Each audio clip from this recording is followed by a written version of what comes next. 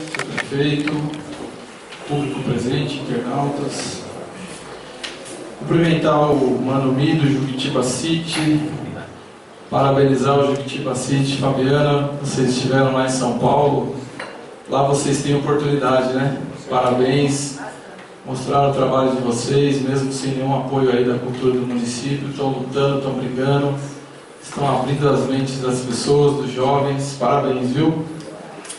Cumprimentar o Guto do Agora é Sério, que completou 3 anos de trabalho. O Guto é uma ferramenta dos nossos munícipes que não encontram no poder público aquilo que eles precisam, recorrem ao Agora é Sério. É a ferramenta de desabafar, porque muitas vezes chega ali, não tem médico, não tem medicamento, diabético sofrendo risco de hipoglicemia por falta de tiras para aferir o nível da sua diabetes. E o que ele encontra?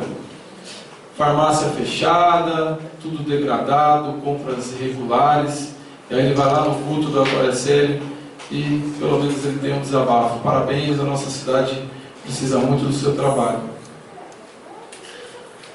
Estive no sábado aqui com a deputada Cléria Gomes, do PHS de Juquitiba, e fiquei feliz de receber a deputada aqui, porque é tão difícil um deputado voltar à nossa cidade depois da eleição, ainda mais quando uma deputada que nem votos aqui praticamente teve. E ela estava aqui ouvindo as demandas da sociedade de Juquitiba. O PHS era aqui, tentaram comprar com cargos, essas coisas não conseguiram, está independente. Então eu quero parabenizar o PHS de Juquitiba, que vem se posicionando como um partido que é sério, que é algo de melhor para a nossa cidade, e não está aqui para trocar favores, né, trocar coisa pública pelo potencial eleitoral. Isso é muito importante, fiquei muito feliz com o grupo do PHS aqui. Seu Pedro, projeto Parque, ainda estamos aguardando aqui a documentação da Prefeitura. Algumas pessoas me questionam sobre esse projeto e ele só pode ter andamento a partir do momento que a Prefeitura fizer aquilo que a gente combinou, daquela documentação. Então a gente está aguardando aqui. E o projeto Parque é importante, né? Que é a retomada do Parque Ecológico, que é uma área verde, uma área para o lazer que falta. Todos aqui que têm crianças ou que querem no final de semana passear com seus filhos, principalmente nas férias, o que é que vão fazer em Juquitiba? Invadir, né, a praça lá que estão esperando não sei o que para inaugurar, né? Porque um projeto que tem um parque ecológico que poderia estar já em andamento, não sei, as coisas não acontecem, né? Falta uma documentação para a gente acelerar aqui. Foi uma iniciativa extremamente importante, aquela da parceria, da concessão do parque para uma empresa gerenciar, mas a Prefeitura tem que fazer a parte dela, tem que cumprir o papel dela para as coisas acontecerem, e nós estamos aqui aguardando. 2016 é um ano de desafios, né? Passamos um 2015 de muita dificuldade, a maior crise política da história do nosso país. Nunca vivemos tanta corrupção no nosso país, mas, por outro lado, nós vemos a justiça agindo, nós vemos o Ministério Público atuando, nós vemos a polícia prendendo, nunca tantos empresários, os maiores empreendedores do nosso país estão na cadeia, senadores estão na cadeia, deputados estão indo preso. Então, as coisas estão acontecendo. E a gente espera que realmente isso se contagie para a gente limpar o nosso país. Nós vamos limpar a política suja do nosso país e nós precisamos dar ao nosso povo todo o direito que ele merece e não deixar o dinheiro público vazar, né, nesses esgotos de administrações corruptas que nós temos ao longo do nosso país. E diante dessa crise que nós enfrentamos, nosso município não é diferente. Quando nós olhamos para a educação, tivemos aqui os professores, logo nos primeiros dias de janeiro, os professores aqui preocupados com as leis que garantem a eles reajustes, com as leis que garantem a eles o pagamento do 13º e do 1/3 de férias nos dias corretos, e diversos outros questionamentos de avanços que a educação de Juquitiba teve ao longo dos anos e que nesse mandato ela vem perdendo. O diálogo, a democracia, a participação. Nós tivemos aqui um ano difícil para a educação, né? Nós tivemos denúncia do Conselho Municipal de Educação, nós tivemos a Controladoria Geral da União fazendo diversos apontamentos gravíssimos no transporte escolar, na merenda escolar, na capacitação da merenda escolar e nos conselhos. E nós iniciamos aqui recebendo os professores municipais para falarem sobre isso. Nós tivemos casos de professores que tiveram nome incluído no Serasa, SPC e outros pela prefeitura não ter repassado. A gente ficou na dúvida, a prefeitura fala que pagou, mas o nome do funcionário foi parar nos órgãos de proteção ao crédito. E a Caixa Econômica até agora não respondeu ao meu requerimento. Recebemos os taxistas, o presidente Leonardo fez um brilhante trabalho junto com os taxistas que vieram aqui reivindicar condições de trabalho. Porque não é possível distribuir táxi a torto direito na nossa cidade. Não é assim que funciona. Então o vereador Leonardo recebeu os taxistas, ouviu a demanda, dialogou com eles, construiu proposta. Eu acredito que nós podemos avançar nisso daí. Porque concessão de táxi não pode ser moeda de troca eleitoral. Ela tem que ser feita dentro da lei, dentro dos parâmetros do nosso município, dentro das condições que garantam minimamente o trabalho dessas pessoas.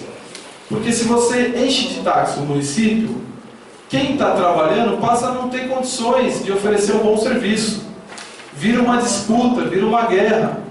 Haja visto o que acontece em São Paulo entre Uber e taxistas, né, ao ponto de ataques uns aos outros. Então nós não podemos deixar. E a função do poder público é garantir que esse serviço funcione bem para a população.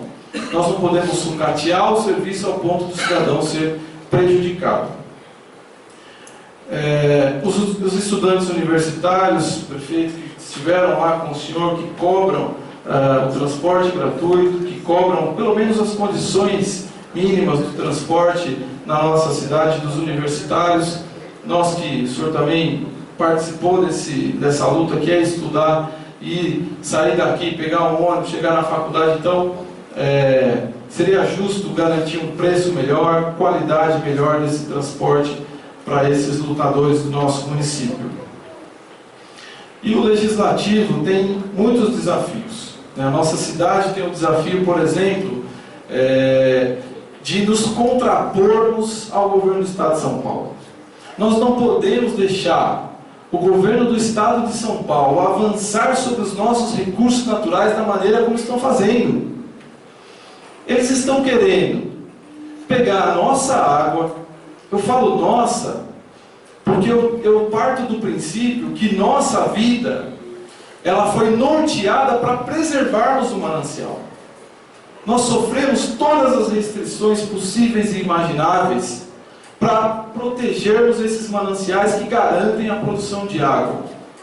Então, e agora a Sabesp vem com todo o aval do governo do estado, quer pegar água lá em cima, lá na nascente do rio Juquiá, e quer jogar no esgoto que ela tem em São Paulo.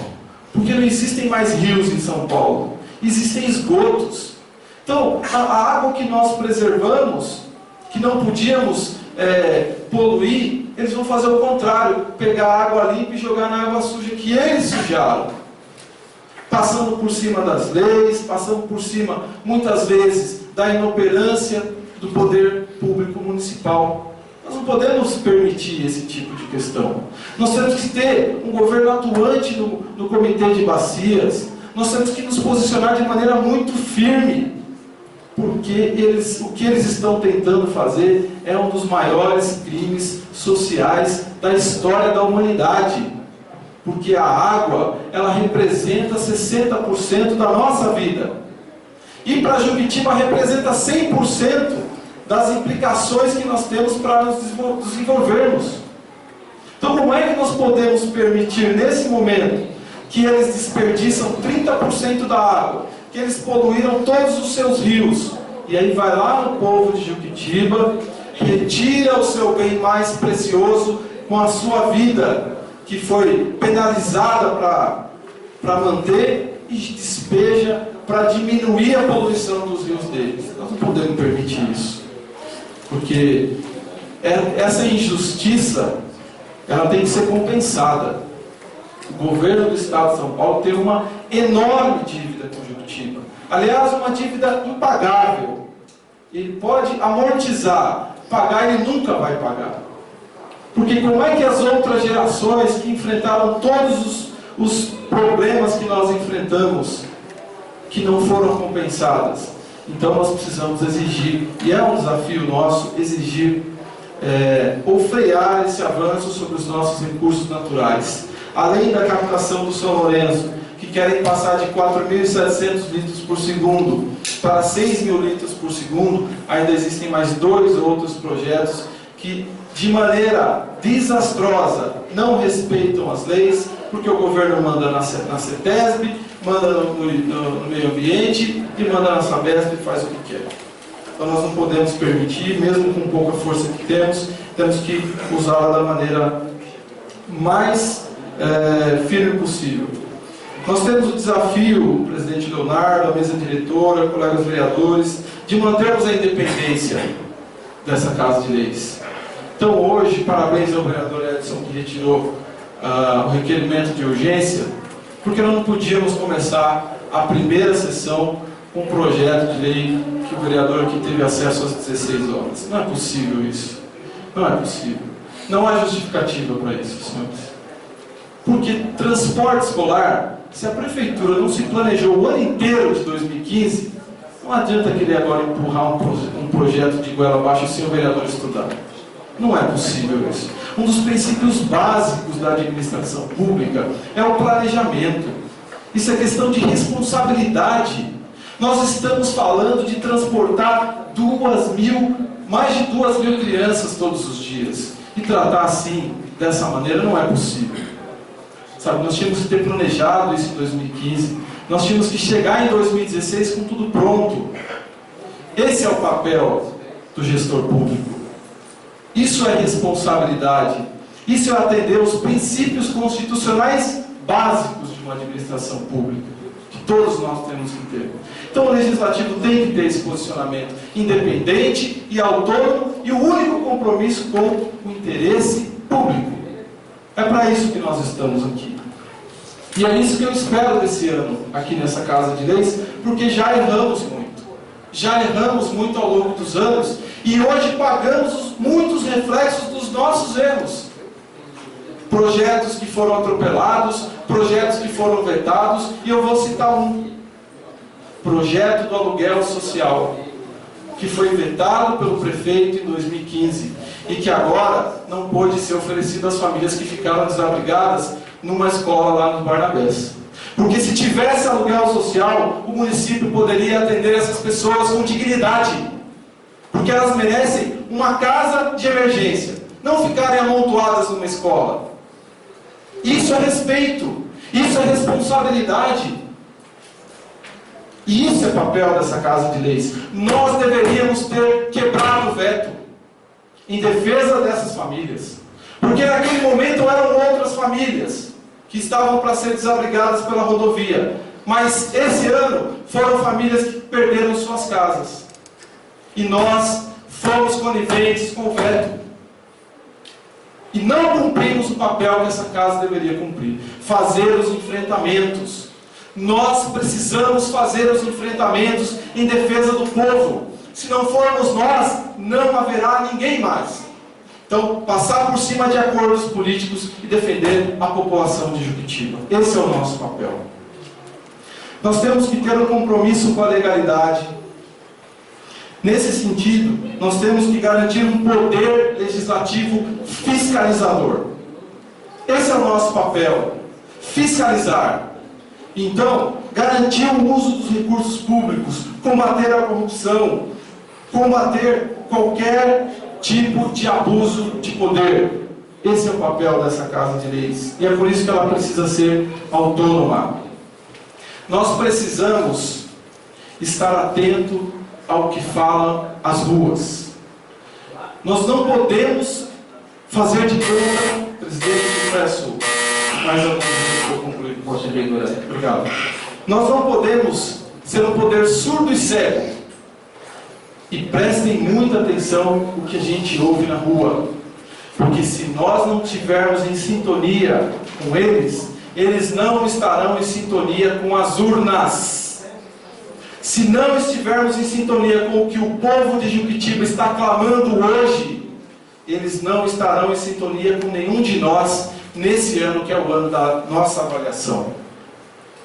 Então o poder legislativo não pode ser cego e nem surdo.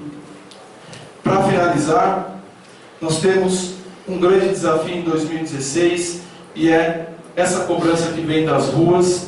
Nós precisamos dar conta de tudo isso que o Ministério Público está avaliando, investigando, e tudo que a CGU fez no nosso município. Aquele relatório é extremamente importante, porque aquilo ali é um diagnóstico do que está acontecendo no nosso município, feito por profissionais sérios. Nós vimos aí a quantidade de municípios que vem sendo investigado pelo Ministério Público Federal, e o nosso município será um deles. Porque naquele relatório existem erros, existem falhas, existem coisas preocupantes, ao ponto do município ter que devolver recursos, e mais uma vez a população será penalizada. E nós não podemos permitir isso, porque o nosso papel é interferir no momento em que estiver errado. E nós não podemos fugir da nossa responsabilidade. É para isso que existe o poder legislativo, para deixar o equilíbrio, porque se algo está errado, nós temos que corrigir. Doa a quem doer. Obrigado.